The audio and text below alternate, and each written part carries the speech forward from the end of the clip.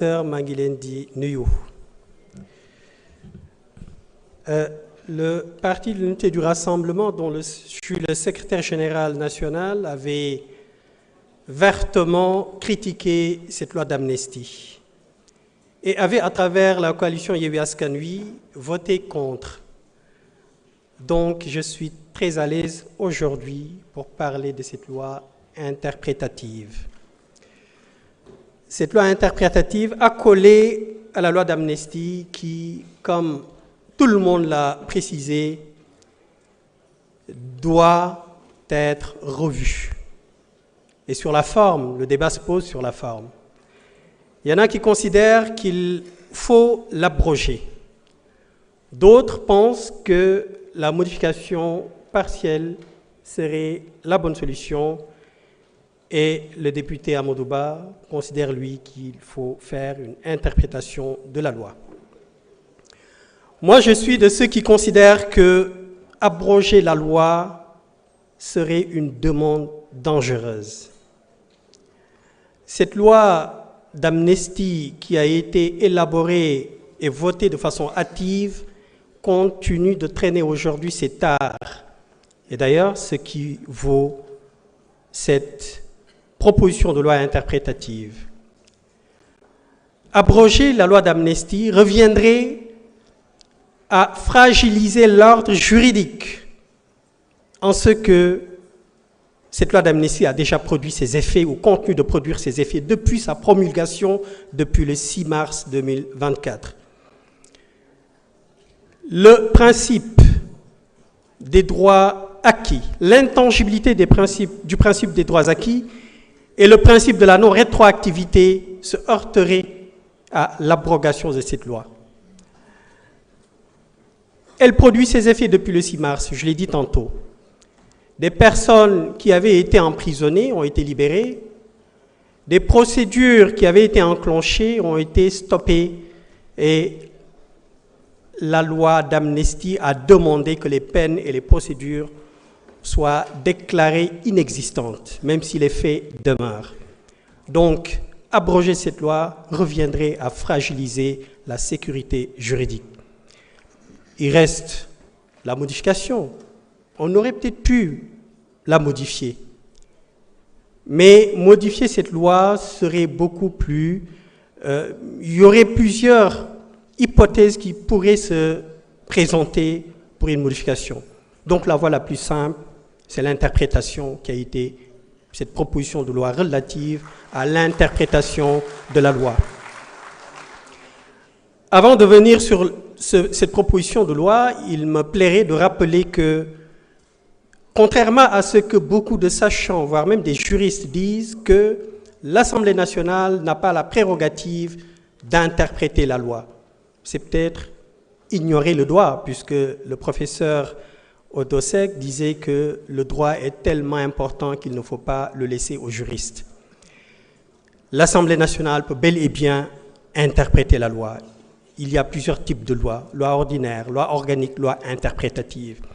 Et la loi interprétative constitue une exception du principe de non-rétroactivité.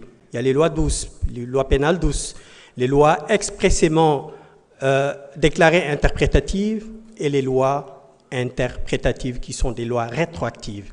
Donc, l'Assemblée nationale, qui est législateur, qui est géniteur des lois, peut bel et bien interpréter la loi. Et c'est dans ce sens que le député Amadou Ba a procédé à cette proposition de loi.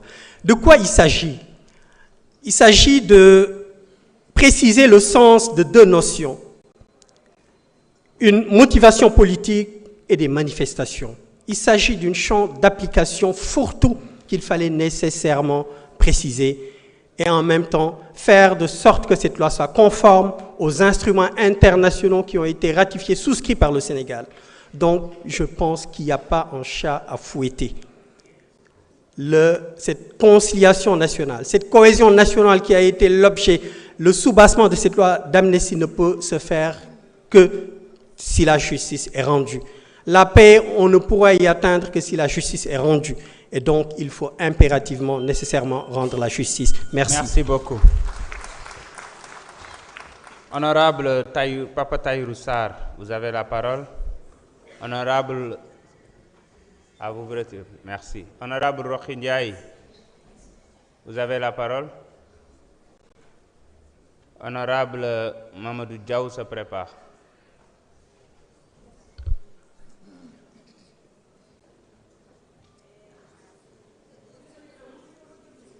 J'avais dit 17h45. Oui.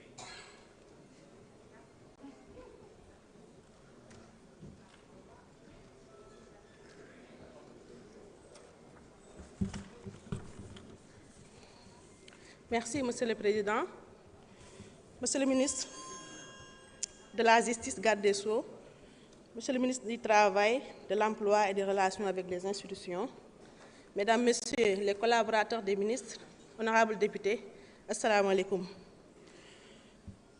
Monsieur le ministre, ñu ngi lay jaajëfal si liggéey bu am solo bi ngay def si département ministériel bi nga xam ne yaa ko jiite waaye rek di baamtuwaat rek li nga xam ne collègue yi wax nañ ko mooy nga gën a baral sa loxo ci liggéey bi ndax sénégalais yi ñu ngi koy xaar di ñëw nag di def benn rappel historique ndax dama bokkoon ci député yi nga xam ne dañoo nekkoon fii ci 14e législature bi ñu indi woon fii projet de loi boo xam ne portant sur l'amnistie en 2024 député Pastef yi fi nekkoon nag rejeté woon ko voté contre li ko waraloon nag defe naa ne tey leer na ci bopp sénégalais yi benn ci li ko waraloon mooy dañoo nëbboon dëgg sénégalais yi waxuñu woon dëgg sénégalais yi li nga xam ne moo ëmboon loi bi beneen bi mooy différencier wuñu woon diggante infraction yi nga xam ne ñooy infraction criminelle ak les infractions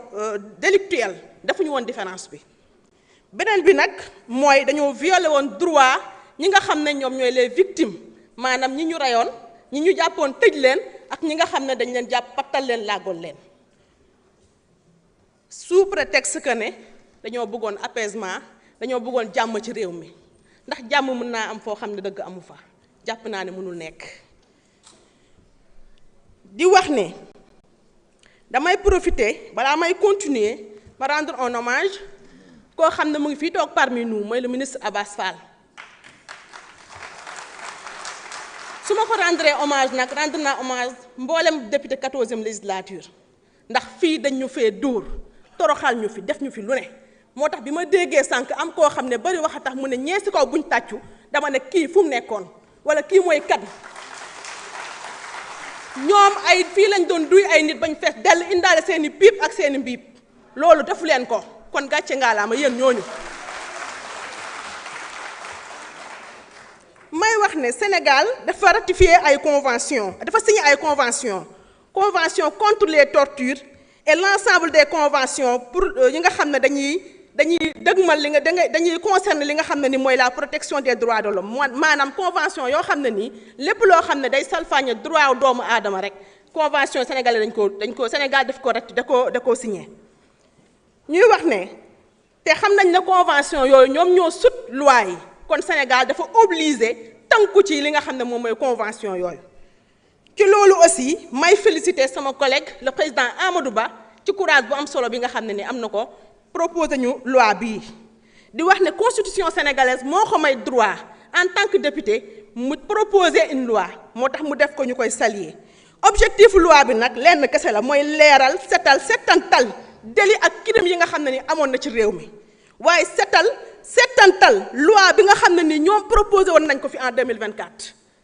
bi ci beneen bi mooy apporter justice ndax dafay delloo droit victime yi nga xam ne ni ñooy les victimes des manifestations ñi ñu jàppoon tëj ñi ñu rey ak ñi nga xam dañu leen pattal tey jii su ma xoolee ci kaw maa ngi seen ay malgré am na ñoo xam ne rey nañ leen ba pare mais fii ci kaw yépp ay détenus politique ñoo fi toog ñu ngi leen di rendre hommage ñu ngi seen ay Azura ñoom Vito Abdoulaye Gueye di lay cyber ma nga nee tëdd mënul jóg loolu te nekk victime moom aussi li nga xam ne ni ci li nga xam ne mooy ñii toog fii suñu ginnaaw ñuy wax ne la loi visewul kenn mais nul n'est au-dessus de la loi bi du loi Pastef loi sénégalais yi la loi peuple sénégalais la jàmm loi la boo xam ne day viser jàmm ci réewu Sénégal moo tax may wax ne le président Ousmane Sonko et le président de la République son excellence soo gisee dañoo bëgg a gouverner réew mi ci jàmm ak ci dëgg te nag justice mënut a am foo xam ne dëgg amu fa moo tax loi bii ñun dañ koy voté di wax picc sebo yi nga xam ne dañoo nekk fii di wax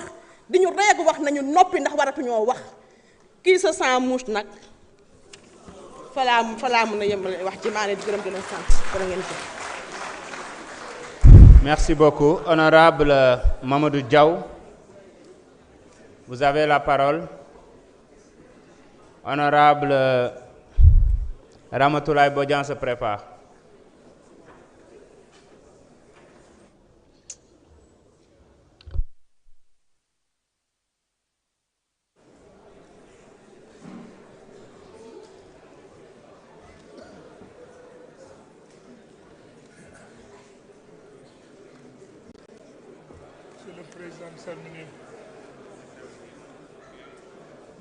Assalamu alaikum